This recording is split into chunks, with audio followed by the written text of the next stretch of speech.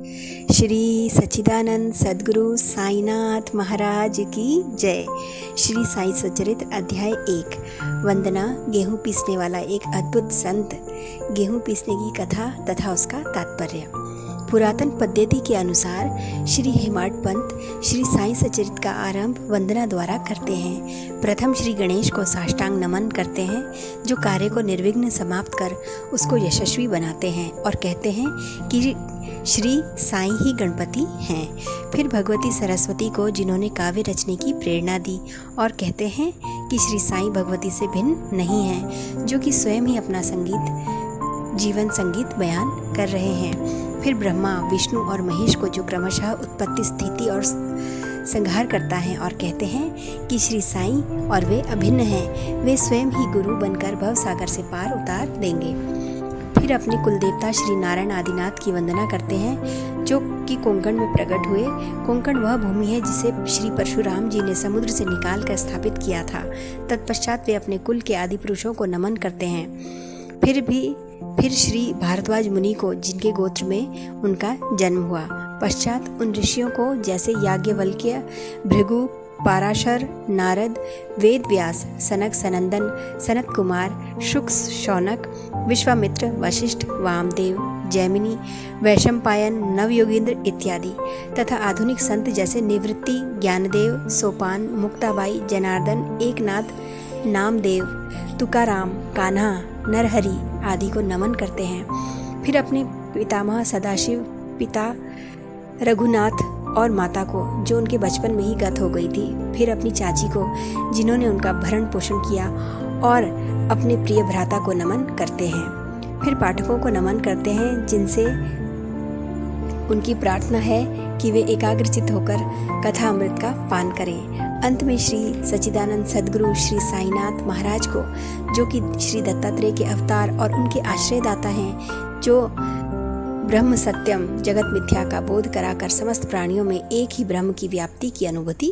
कराते हैं। सर्वश्री पाराशर, व्यास और शांडिल्य आदि के समान भक्ति के प्रकारों का संक्षेप में वर्णन कर अब ग्रंथकार महोदय निम्नलिखित कथा का प्रारंभ करते हैं। गेहूं पीसने की कथा। सन 1910 में मैं एक दिन प्रातःकाल श्री साईं बाबा के दर्शनार्थ मस्जिद में गया। वहाँ का विचित्र दृश्य देख मेरे आश्चर्य का ठिकाना न रहा कि श्री साईं बाबा मुंह हाथ धोने के पश्चात चक्की पीसने की तैयारी करने लगे। उन्होंने फर्श पर टाट का एक टुकड़ा बिछा उस पर हाथ से पीसने वाली चक्की रखी। उन्होंने कुछ गेहूं डालकर पीसना प्रारंभ कर दिया।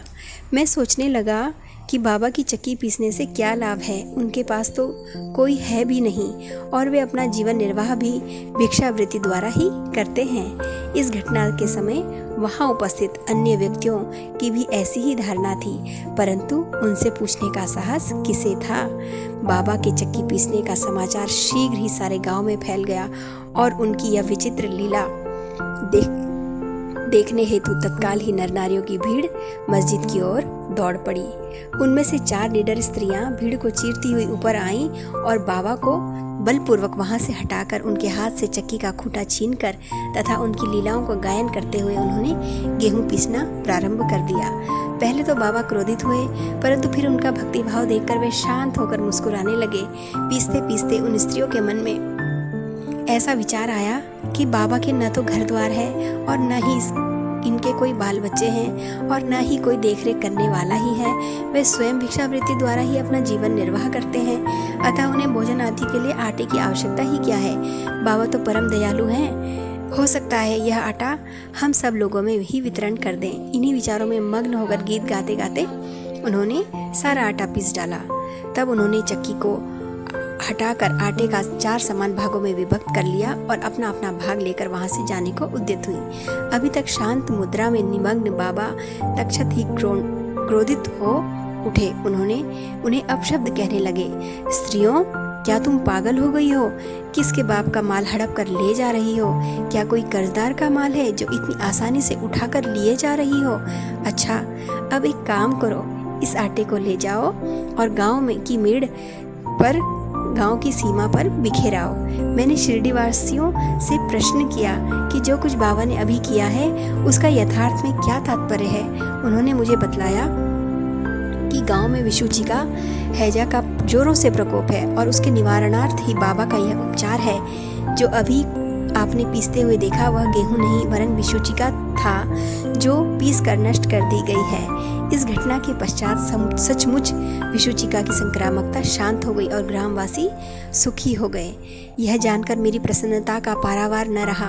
मेरा कौतूहल जागृत हो गया। मैं स्वयं से प्रश्न करने लगा कि आटे और विषुचिका रोग का भौतिक तथा पारस्परिक क्या संबंध है, इसका सूत्र कैसे ज्ञात हो। घटना बुद्धिगम्य सी प्रतीत नहीं होती। अपने हृदय की संतुष्टि के हेतु इस मधुर लीला का मुझे 4 शब्दों में महत्व अवश्य ही प्रकट करना चाहिए। लीला पर चिंतन करते हुए मेरा हृदय प्रफुल्लित हो उठा और इस प्रकार बाबा का जीवन चरित्र लिखने के लिए मुझे प्रेरणा मिली। यह तो सब लोगों को विदित ही है कि यह कार्य बाबा की कृपा और शुभ आशीर्वाद के फलस्वरूप ही संपन्न हो गया। आटा पीसने का तात्पर्य। शिरडी वासियों ने इस आटा पीसने की घटना का जो अर्थ लगाया वह तो प्रायः ठीक ही है, परंतु उनके अतिरिक्त मेरे विचार से कोई अन्य अर्थ भी है। बाबा शिरडी में 60 वर्षों तक रहे और इस दीर्घ काल में उन्होंने आटा पीसने का कार्य प्रायः प्रतिदिन ही किया। पीसने का अभिप्राय गेहूं से नहीं वरन अपने भक्तों के पापों, दुर्भाग्यों, मानसिक तथा शारीरिक तापों से था। उनकी चक्की के 2 पाटों में ऊपर का पाट भक्ति तथा नीचे का कर्म था। चक्की की मुठिया जिसे वे पकड़कर पीसते थे वह था ज्ञान। बाबा का दृढ़ विश्वास था कि जब तक मनुष्य के हृदय से प्रवृत्तियां, आसक्ति, घृणा और अहंकार नष्ट नहीं हो जाते, जिनका नष्ट होना अत्यंत दुष्कर है, तब तक ज्ञान तथा आत्मानुभूति संभव नहीं है।